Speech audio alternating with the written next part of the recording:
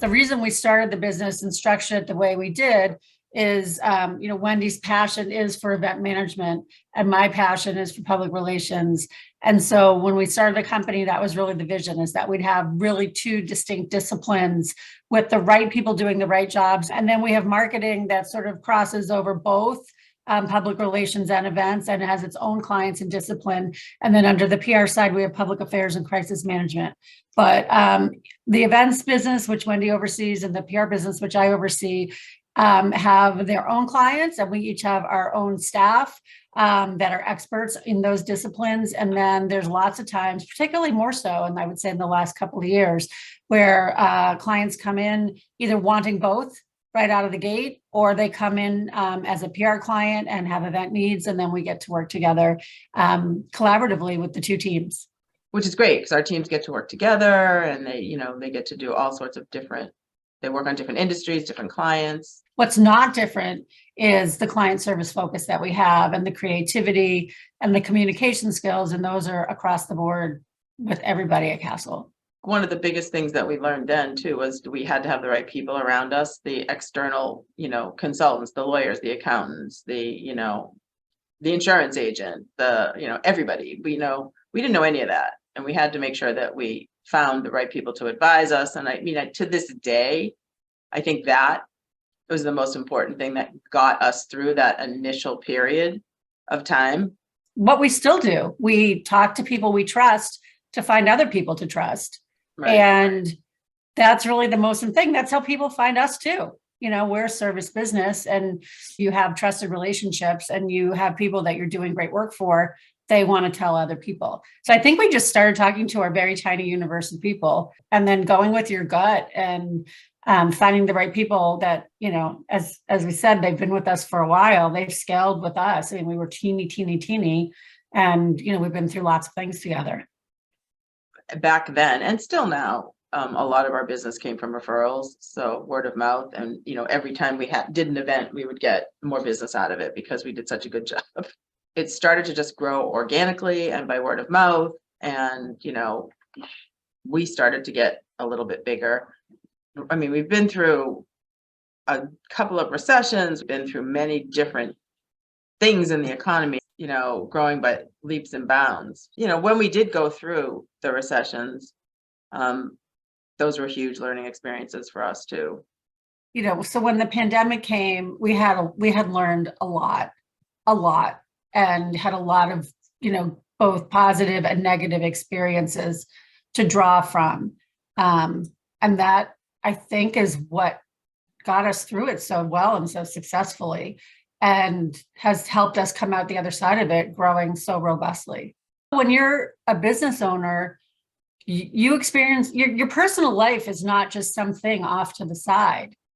You're your business is you. And you have family and friends and health and finance and all the things that happen in the course of a life. And you can't just pretend when you're working that things that are impacting you personally aren't happening. So I think that's really important part of why we are still here and doing well, is that we have each other. And I always say there's absolutely no way I would ever have any success in the world if I was trying to just build a business on my own. I mean, Wendy is amazing, and we have each other, and we have shorthand and we have longhand that we can, to use with each other to figure things out. We have trust, we have yin and yang, whatever you want to call it. And I think our skills, totally. Yeah, and our interests and our skills are complementary. So, we sort of trust each other just to be in our lanes and discuss what we need to discuss. But you can't be a person in business, and particularly a woman in business, as a mother, as a daughter, as a wife, as a friend, and not have life happen to you and impact you. But I think that also what we, how we treat each other, we also treat our employees. And I think that people recognize that when they come here too. It's a good culture, and we try really hard to make it a good place to be, a place that we would actually want to work if we were employees, not just, business owners. So it's a lot of work, and we try to model the behavior too. Like over the years, we've left to go to our kids' sporting events. We've, had to leave to deal with issues with our parents. We've, we have lives, and not necessarily do we broadcast every personal thing happening in our lives every day, but we also don't make it a secret that, we have lives and that we have to figure out how to do things, and that we can be there to help our employees figure out what they need. And it's really important, again, particularly for women who think they have to do everything, to have someone supporting them to help them figure out that they can't do everything and they can't be everything, and to help prioritize what they need to in their life. What inspires me the most about is are our people. People now want to work at a place that cares about the things that they care about, right? They want to do things surrounding the things that they're passionate about. And so I think just seeing how our staff are, just that's inspiring to me, watching how much they care about things and watching the things that they want to be a part of, and how much they teach me. So I get to learn from them every day, and I think that's really inspiring. I am very proud of our people, the people that are with us and the people that have been with us. And when I look at the things they've gone on to do, when I see them reaching out to me, one who was with us a long time ago just reached out to me the other day. She's for help with the job. Like, we've built an ecosystem of people that I'm super proud to be a part of. I think that's really important. What I'm really proud of is the culture and the brand that we've built, and that it's been built on authenticity and who we are and what we believe in. That's really important. That's why we attract the people we attract to work here and stay here, which is an amazingly smart and talented and kind crew of people that treat each other well, and care about the world and their communities. That's why we attract the clients that we attract. That's why we're involved in so many things.